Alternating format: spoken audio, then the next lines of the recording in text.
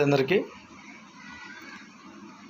రాష్ట్ర జనాభా కావచ్చు, దేశ జనాభా కావచ్చు, దాదాపు ఇంకా కూడా 80% అబౌవ్ ఇంకా కొంత పేదరికంలో ఇబ్బందులు గురవుతూనే ఉంది.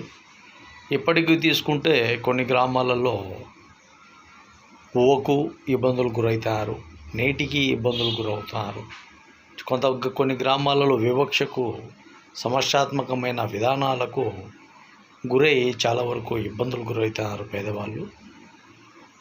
స్వాతంత్రం రాకముందు, స్వాతంత్రం వచ్చిన తర్వాత కూడా వారి జీవన విధానాలు అలాగే ఉన్నాయి. మార్పులు చేర్పులు ఎక్కడ కూడా రావడం లేదు. కాబట్టి ఈ ప్రభుత్వాలు వస్తాయి, ఇంకో ప్రభుత్వం వస్తుంది, మార్పులు తెస్తుంది, ప్రజలకు చేదోడుగా ఉంటుంది అంటే ఎక్కడ కూడా నమ్మశక్యం లేదు. కాబట్టి ప్రజల్లో అంతో ఎంతో చైతన్యం తెచ్చుకోవాలని కూడా తెలియజేస్తున్నాం.